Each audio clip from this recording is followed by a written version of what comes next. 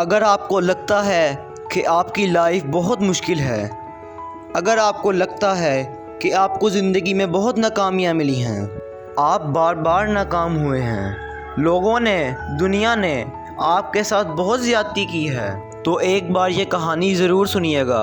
Video کو شروع کرنے سے پہلے اگر آپ نے ہمارے چینل انسپائریشن آف لائف کو سبسکرائب نہیں کیا تو اس کو سبسکرائب کر لیں اور ساتھ ہی لگے بیل آئیکن کو پریس کر لیں تاکہ آپ کو ہماری نئی آنے والی ہر ویڈیو کا نوٹیفیکیشن جلد از جلد مل سکیں، اور ویڈیو کو پورا دیکھیے اور اس کو لائک کیجیے۔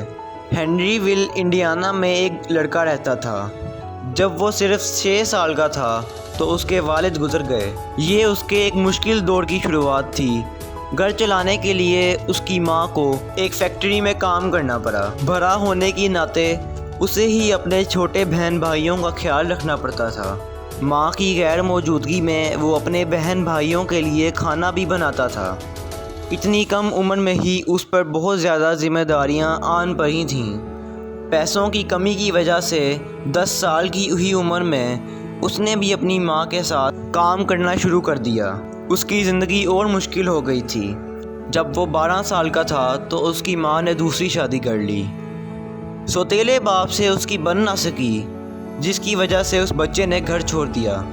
گھر چھوڑنے کی وجہ سے 6ٹھی کلاس میں ہی اسے اسکول بھی چھوڑنا پڑا۔ پیٹ پالنے کے لیے اس نے جاب کی تلاش شروع کر دی۔ اسے گھوڑے گاڑیوں کو پینٹ کرنے کا کام ملا۔ پھر اس کے بعد ریلوے آفس میں اسے ایک فائر مین کی نوکری مل گئی۔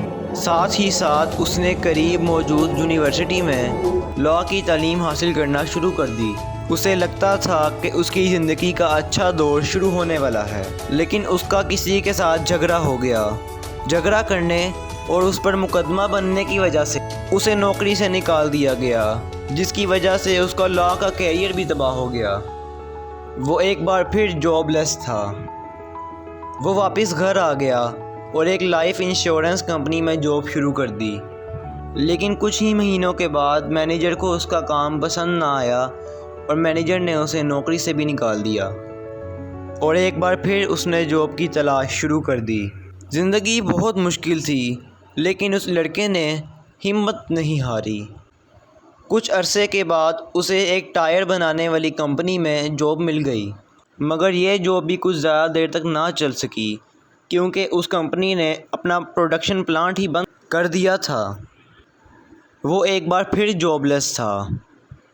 اس واقعے کے دوران اس کی شادی بھی ہوئی، مگر بار بار جاب لیس ہونے کی وجہ سے اس کی بیوی بھی اس کو چھوڑ کر چلی گئی۔ آپ سوچ سکتے ہیں کہ اس آدمی کی کیا ہی حالت ہوگی، لیکن اس آدمی نے پھر بھی ہمت نہیں ہاری۔ 40 سال کی عمر میں اس کی ملاقات ایک آئل کمپنی کے جنرل مینیجر سے ہوئی، جس نے اسے ایک اپنا گیس اسٹیشن چلانے کے لیے دے دیا، لیکن کچھ عرصے کے بعد اس کمپنی نے اپنا گیس اسٹیشن بھی بند کر دیا اور یہ آدمی پھر سے جاب لیس تھا۔ مشکل بہ مشکل، ناکامی پہ ناکامی۔ کچھ عرصے کے بعد شیل آئل کمپنی نے اسے اپنا ایک پیٹرول پمپ چلانے کے لیے دیا۔ اس آدمی نے وہ اسٹیشن چلانا شروع کر دیا۔ ساتھ ہی جو کسٹمرز وہاں رکتے تھے ان کے لیے اس نے چکن کی کچھ ڈشز اور ساتھ ہی ساتھ دوسرے کھانے بھی بنانا شروع کر دیے۔ بہت جلد ہی اس کی پین فرائیڈ چکن ڈش اس علاقے میں بہت فیمس ہو گئی۔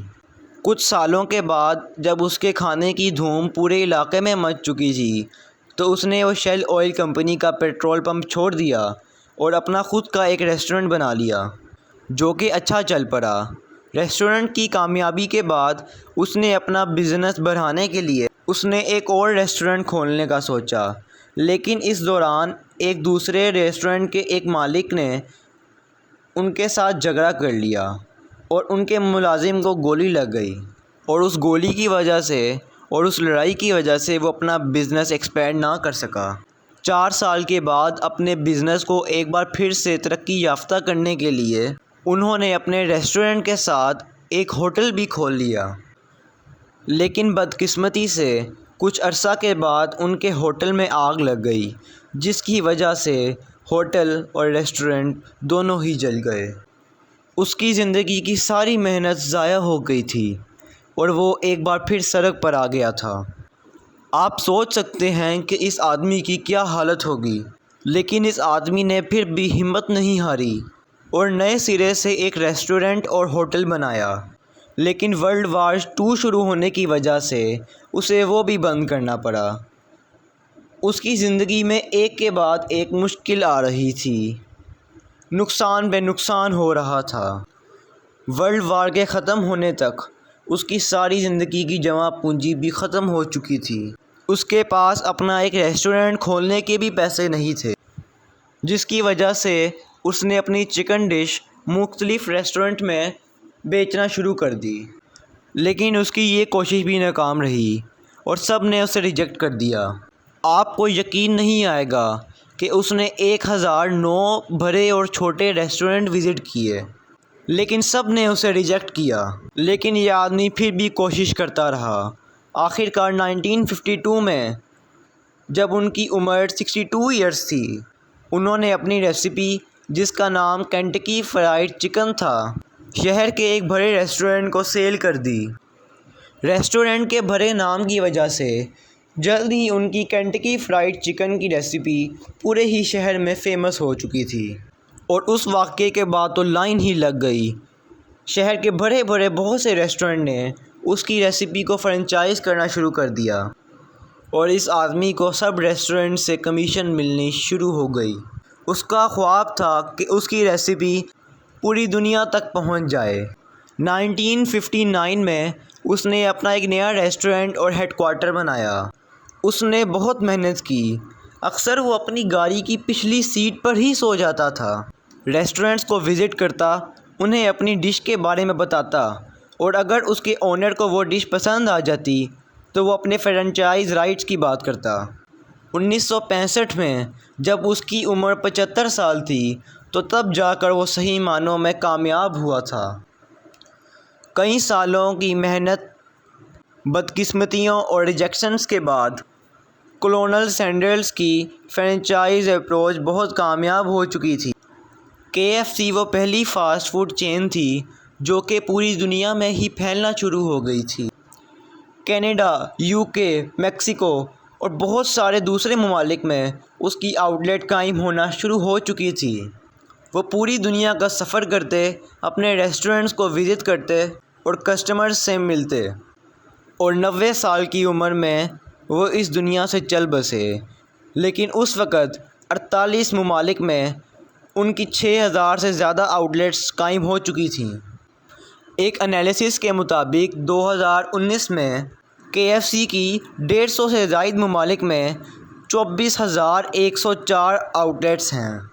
اگر آپ کو بھی زندگی میں بہت ناکامیاں ملی ہیں، بہت نقصان اٹھانے پڑے ہیں، تو لوگوں نے آپ کو ریجیکٹ کیا ہے، آپ کو ڈسکریج کیا ہے، تو آپ کولونل سینڈرز کو ضرور یاد کرنا، جنہیں بہت سی جاب سے فائر کر دیا گیا۔ ان کا کیریئر تباہ ہو گیا تھا آگ لگنے اور ورلڈ وار کی وجہ سے۔ وہ بہت ڈپریشن میں بھی چلے گئے تھے، لیکن انہوں نے گیو اپ نہیں کیا۔ وہ کوشش کرتے رہے اور پھر وہ دنیا کے سب سے بڑے کک بنے، اور ان کا نام آج بھی زندہ ہے۔ دوستوں، ہمیشہ یہ بات یاد رکھنا، مشکل نہیں ہے اس دنیا میں کچھ بھی، تو ذرا ہمت تو کر۔ خواب بدلیں گے حقیقت میں، تو ذرا کوشش تو کر۔ اگر آپ کو یہ ویڈیو اچھی لگے تو اس کو لائک کر دیجئے۔ Thanks for watching my video.